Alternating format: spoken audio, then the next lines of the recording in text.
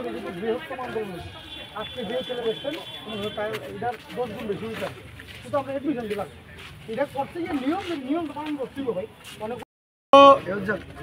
আমরা আমাদের পার্শ্ববর্তী বিধানসভা বাধারঘাট মণ্ডল যুব মোর্চার সভাপতি দেবব্রত ভাই এবং আমি আমাদের এবার উচ্চ মাধ্যমিকে যারা উত্তীর্ণ হয়েছেন ছাত্রছাত্রীরা এবং যারা আমাদের রাম ঠাকুর কলেজে অ্যাপ্লাই করেছেন এডমিশনের জন্য,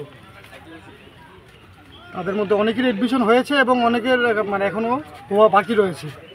তো যেহেতু সেন্ট্রাল গভর্নমেন্ট থেকে একটি সার্কুলার বার করা হয়েছে যে সামার্থ পোর্টালের মাধ্যমে এডমিশন হবে, তো সেই ক্ষেত্রে দাঁড়িয়ে কিছু কিছু এডমিশন এখনও হয়নি। তো তারই ক্ষেত্রে আমাদের কাছে বিভিন্ন ছাত্রছাত্রীদের যারা ভর্তি হতে চাইছে ওদের অভিভাবকরা বা ছাত্রছাত্রীরা আমাদেরকে ফোন করছেন যে এডমিশন হচ্ছে না কেন এবং একটা বিভ্রান্তকর একটা পরিস্থিতির সৃষ্টি হয়েছে।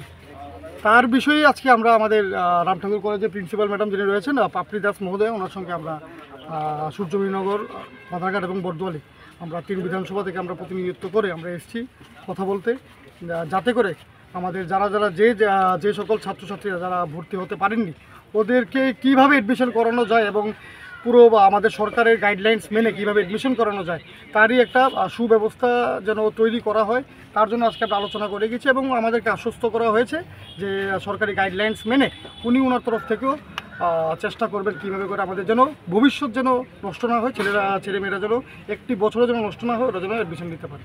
কতজন স্টুডেন্ট রয়েছে? আছে মোটামুটি 400-র উপর হবে। 3টে বিধানসভা, তো 3টে বিধানসভা মিলে 400-র উপর ছাত্রছাত্রীরা রয়েছে।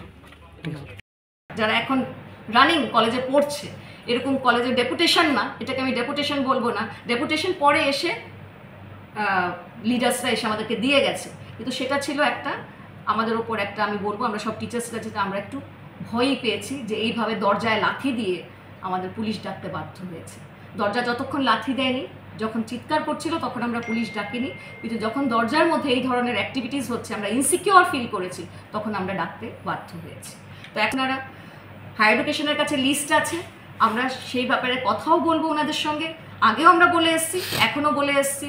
ওরা যদি আমাদেরকে অ্যাপ্রুভাল দিয়ে দেয় গভর্নমেন্ট থেকে, তো আমরা সেখানে যাকে দেবে আমরা ভর্তি করতে বাধ্য।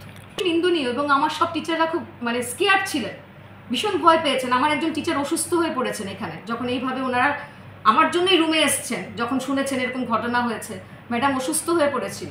তারপরে যাই হোক, ওনারা আসার পরে আমাদের দরজা লক করে দেওয়া হয়েছিল, ওনারা দরজাটা খুলেছে, তারপরে ম্যাডামকে আমরা বলেছি যেতে। তো সবাই একটু ভয়ই পেয়েছে, কিন্তু যারা লিডার্স আসলো, সো কল রিপ্রেজেন্টেটিভস যারা আসলো, ওনারা আমাদেরকে বলেছে যে ম্যাডাম ভয়ের কোনো কিছু নেই, এরকম ডেপুটেশন যদি অ্যাডমিশন না হয় তাহলে হয়তো বা এরকম আরও বৃহত্তর ডেপুটেশন হবে। তো আমরাও রিকোয়েস্ট করব, সবাই জানি ওনারাও প্রেশারাইজড, যারা এসছেন ওনারাও প্রেশারাইজড যে অ্যাডমিশন হচ্ছে না কেন।